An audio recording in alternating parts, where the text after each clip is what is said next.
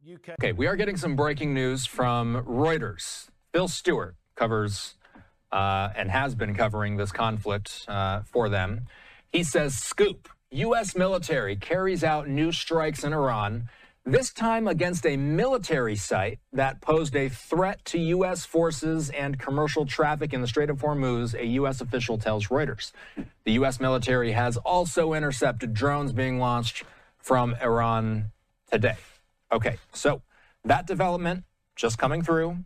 Let's bring in Edmund Fittenbrown. He's a senior fellow with the Foundation for Defense of Democracies. This was just posted 15 minutes ago, Edmund, and I'll read it again. I would love to get your reaction.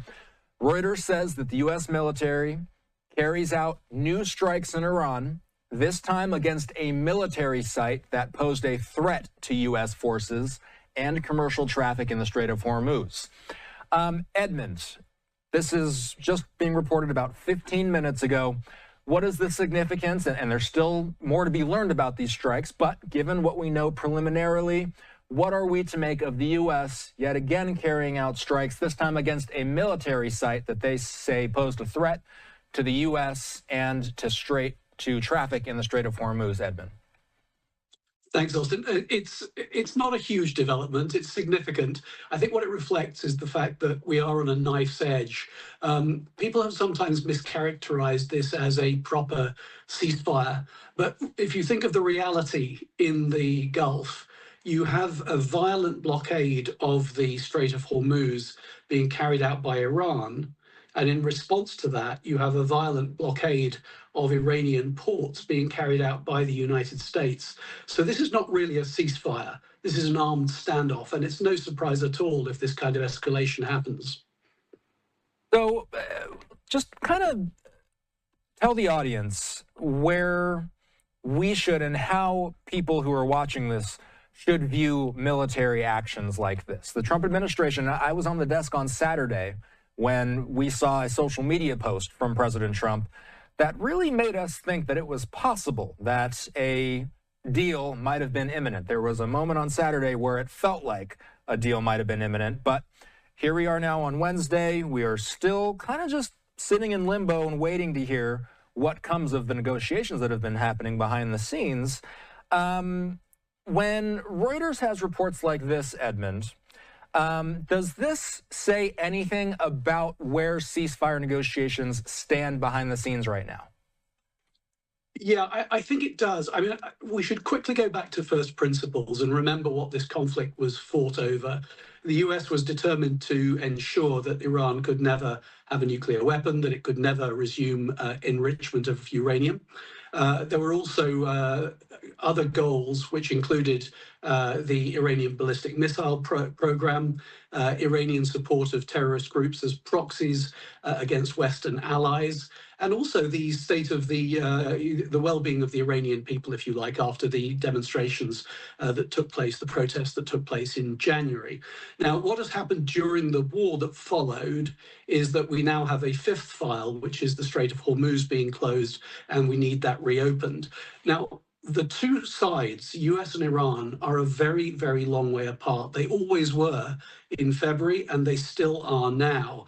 And I would say that it's possible that the US is willing to settle for major progress on the Strait of Hormuz and major progress on the nuclear file. I'm Atra El-Nashar in Washington. Iran accusing the United States of violating the ceasefire after striking targets in southern Iran, which the U.S. says were in self-defense. This comes as momentum toward a peace deal seems to be slowing. The Iran war nears the 3-month mark on the brink of escalation. U.S. Central Command says its strikes in southern Iran Monday were defensive in nature, hitting missile launch sites and boats used to lay mines. If the region enters another round of war, Iran's response will extend beyond regional borders and will be much heavier and stronger. That threat from an Iranian armed forces spokesperson was followed by this ominous post from the country's supreme leader. The United States will no longer have a safe haven for its mischief and for establishing military bases in West Asia. Not what you'd expect from two countries supposedly making progress toward a peace deal, as President Trump announced Saturday, promising details would be released soon. By Monday, he said there are still details that haven't been negotiated yet. The straits need to be open, unimpeded, without tolls, and obviously that needs to happen immediately as soon as anything's agreed to.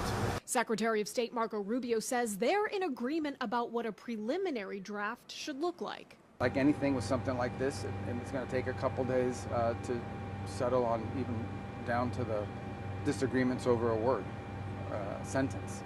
So we'll have to work through that. If there's going to be a deal, we're going to have to work through that. Iran's foreign ministry confirms they've reached conclusions on some issues, but says no one can claim they're close to signing a deal. Because politics and decision-making in the United States are experiencing a kind of institutionalized instability and are caught in such a situation.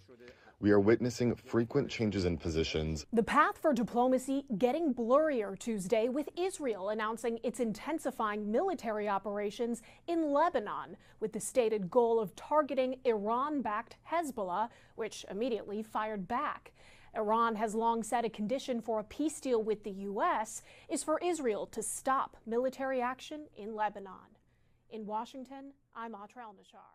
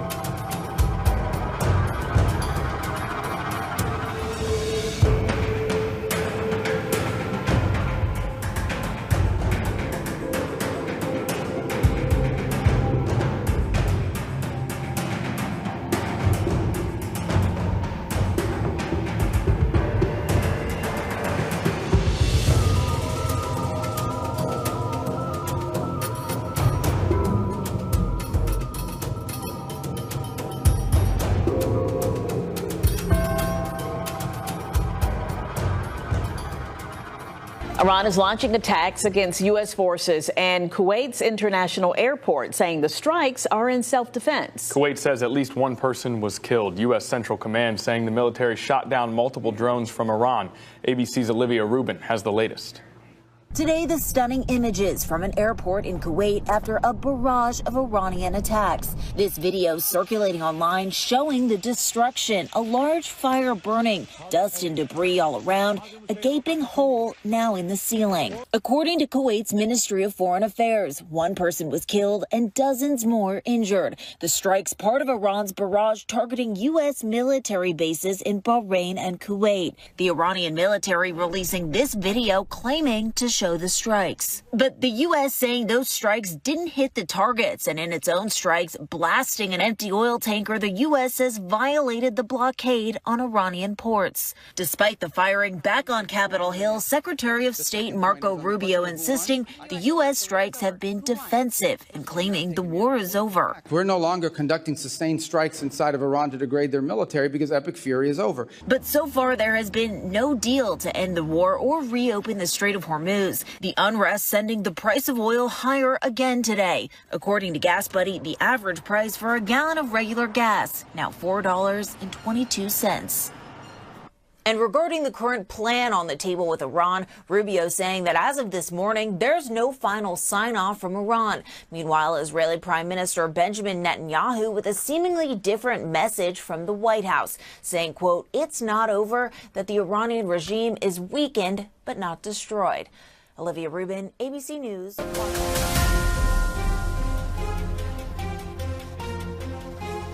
Tehran Times has released visuals showing a chilling display of force inside the Strait of Hormuz. Not one, not two, but nearly 40 fast attack boats believed to belong to Iran's Islamic Revolutionary Guards Navy, moving together in a coordinated swarm formation. Fast, armed, and strategically positioned. These are not routine patrols. This is a message.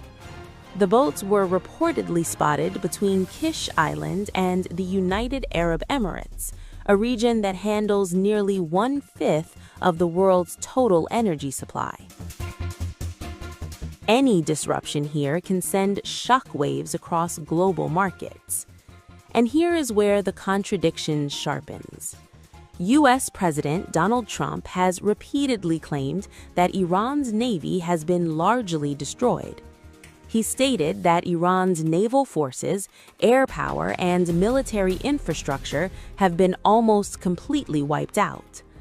But these new images appear to tell a very different story. Instead of a weakened force, Iran's navy appears alert, active, and strategically deployed. Experts point to Iran's unconventional Mosquito fleet strategy. Thousands of small, fast attack boats supported by drones and coastal missile systems. Designed not for traditional warfare, but for disruption and rapid strikes. At the same time, tensions are rising beyond military presence.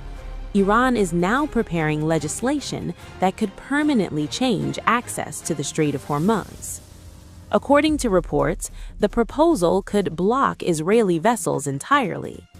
Ships from countries considered hostile may be denied entry unless they pay what Iran calls war reparations, and all other vessels may need prior approval before entering. If implemented, this would mark a major shift from temporary wartime disruption to long-term control over a global trade artery. The United States has already issued a warning, saying any payments made to Iran for safe passage could trigger sanctions, raising risks for global shipping companies, insurers, and financial institutions. Meanwhile, the impact is already visible. Dozens of commercial ships have reportedly turned back. Shipping routes are being altered, and humanitarian aid deliveries are slowing down, with costs rising sharply. All this is unfolding under a fragile ceasefire between the U.S. and Iran, with talks appearing stalled and both sides holding firm positions.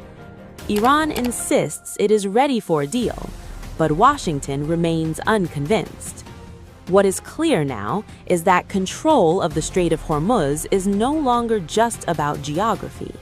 It is becoming a powerful strategic tool, one that could reshape global trade, energy flows, and geopolitical balance for months or even years to come.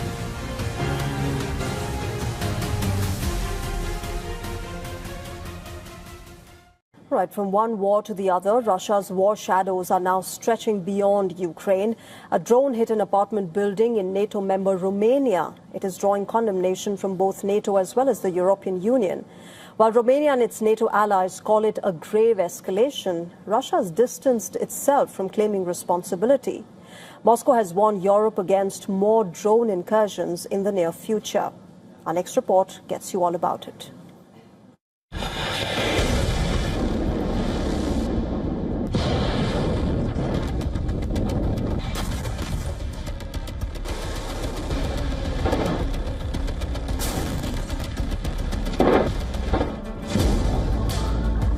Russia's war games are not just a nightmare for Ukraine anymore. They are now knocking at Europe's doorstep. Romania claims an explosive-laden Russian drone. Part of a swarm of 43 Russian drones hit an apartment building in Galati overnight, sparking a massive fire. But Moscow has distanced itself from these claims.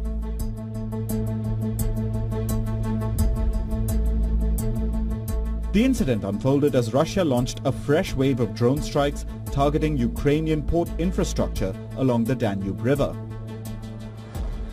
Galati sits on the border of Ukraine in Romania's far southeast.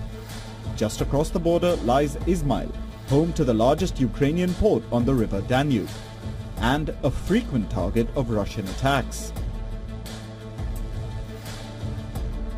Romania's defense minister identified the drone as a Geran 2, the Russian version of the Iranian-designed Shahed 136 drone. Though drone incursions have been common since the Ukraine war, Romania claims it's the first time that a residential building has been hit in the country. For many local residents, the horror of waking up to a drone strike was far too real.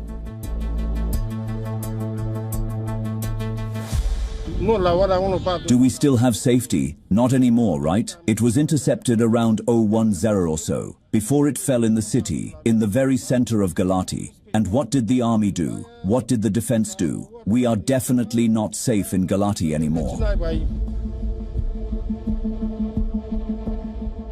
Though Romania scrambled 2 F-16 fighter jets when the Russian drone was initially detected by radar, the Defense Ministry admits it faced challenges in neutralizing the drone.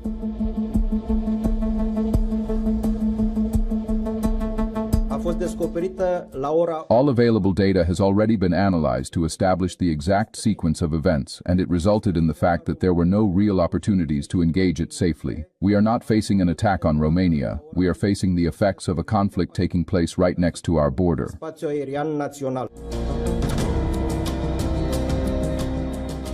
Now, Romania has requested its NATO allies to accelerate the transfer of anti-drone capabilities to the country.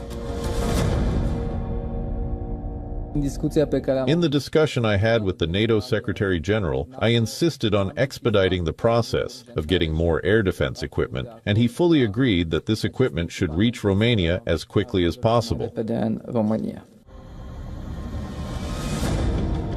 Both NATO and the European Union have criticized Russia over the drone strike. While NATO has called out Russia, the US asserts it will defend every inch of NATO. EU chief Ursula von der Leyen says Russia has crossed yet another line. The bloc has vowed to increase deterrence on the EU's eastern border. The Chancellor stated that the drone incident in Romania demonstrates Russia's determination to further escalate this war. Germany firmly stands by its NATO allies, including Romania. We are, of course, ready to defend every inch of the alliance's territory. The strike comes at a time when Europe is already on edge. Russia has deployed the nuclear-capable hypersonic missile, the Oreshnik, to Belarus, closer to Europe. And Ukraine is responding with long-range strikes deep inside Russian territory. Bureau Report, WION, World is One.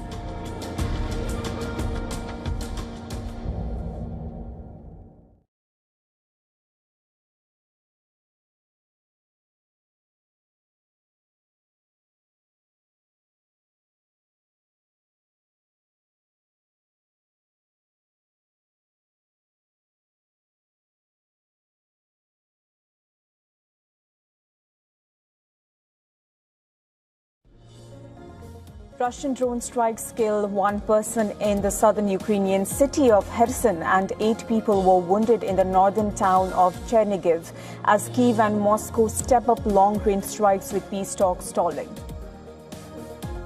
Emmanuel Macron says France and its allies have detained a sanctioned Russian oil tanker in the Atlantic over the weekend as unacceptable for ships to circumvent international sanctions or violate law of sea.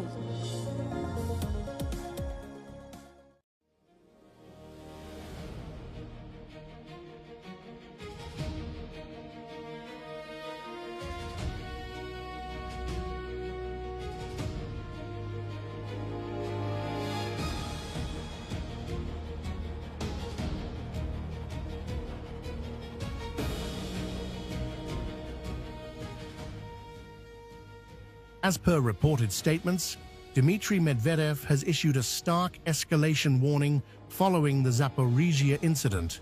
He stated that if Ukraine, described as a failed state, were to destroy key sections of the Zaporizhia nuclear plant, Russia could respond with symmetrical strikes on Ukrainian nuclear facilities. Medvedev cautioned that any catastrophic damage to a reactor or machine hall would trigger consequences comparable to a new Chernobyl, framing such a scenario as no less severe than the use of tactical nuclear weapons.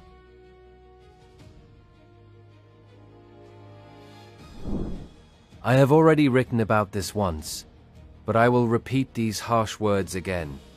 It is obvious that in the event of a catastrophic destruction of the engine or reactor hall of a nuclear power plant, a new Chernobyl will come. And this is no better than the use of tactical nuclear weapons.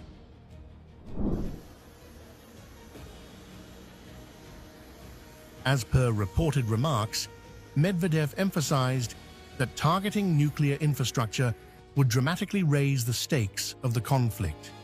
He signaled that Russia's response would mirror the scale and nature of the threat, underscoring a doctrine of direct equivalence in retaliation.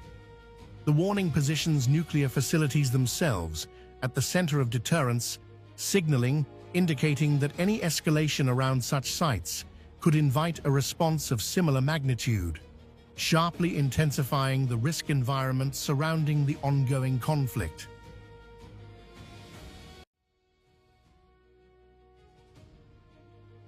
The response to such actions may be a symmetrical strike on Ukrainian nuclear power plants, as well as on nuclear power plants in NATO countries involved in the conflict.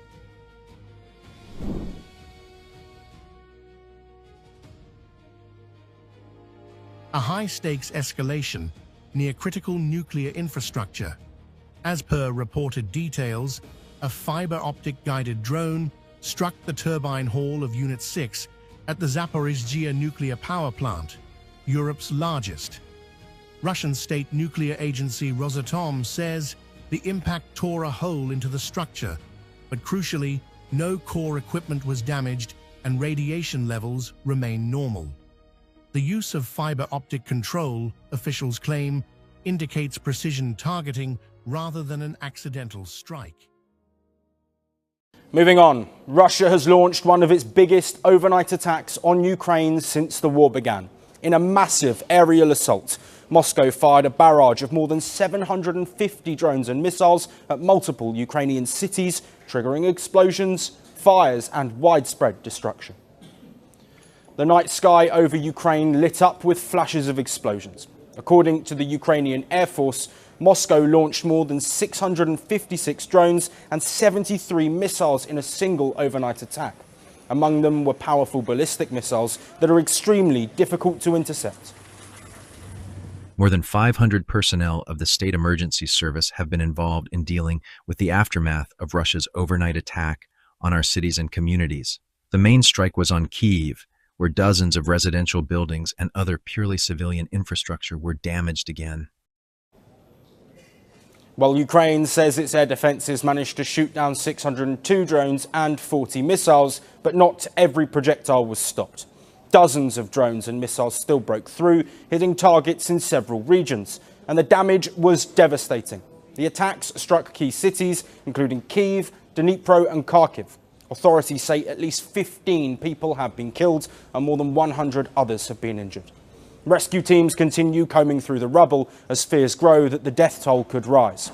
For hours, the sound of explosions echoed through the night and into the early morning, and residents woke up to scenes of destruction. In Kyiv, thick plumes of smoke rose above the skyline. Buildings were reduced to rubble. A falling object believed to be drone debris sparked a fire that quickly spread to nearby structures, with firefighters racing against time to douse down the flames. Reports suggest Kyiv's air defences appeared less active during a ballistic missile strike. That raised fresh concerns about Ukraine's ability to counter such weapons. While drones are often intercepted, ballistic missiles continue to pose a serious challenge. And that challenge was visible across the capital. Ukrainian President Volodymyr Zelensky had already warned of a potentially major strike incoming. He urged people to closely follow air raid alerts and move to shelters when necessary. As sirens sounded, residents rushed underground, carrying bags, blankets and other essentials. Above them, smoke continued to rise from the city centre. Russia says the operation targeted Ukrainian defence, military, fuel and transport facilities. Moscow described it as a massive strike, carried out using high-precision, long-range weapons. According to Russian media, the attack involved drones as well as hypersonic aeroballistic missiles launched from air and sea platforms. Russia claims the strikes were retaliation for what it called terrorist acts by Kyiv. Meanwhile, President Vladimir Putin accused Ukraine of opening what he calls a new page in a series of crimes. It looks like by just consciously committing the most serious crimes against children and teenagers at the Teachers' College in Starobilsk, and now in Henachivsk, the Kyiv leadership has decided to open a new page in the series of their crimes, add a new attribute of the conflict itself. Well, it is their own choice. Now, the latest strikes also come as Ukraine expands attacks deep inside Russia. Between January and May this year, Ukrainian forces reportedly targeted 15 Russian oil refineries. Kyiv claims that those attacks disrupted nearly 40% of Russia's main oil refining capacity.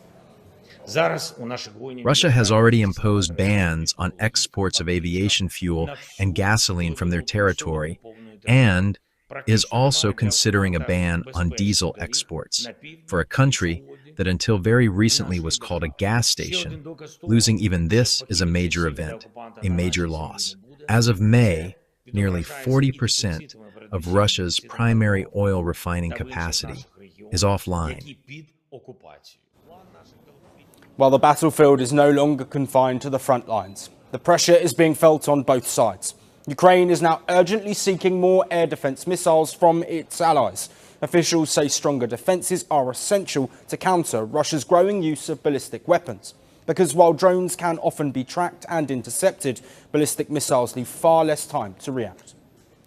The cycle of attack and retaliation shows no sign of slowing down. No ceasefire, no breakthrough, just another night of fire, fear and destruction. And as missiles continue to cross the skies, how much longer can this war keep escalating before the next chapter becomes even more deadly?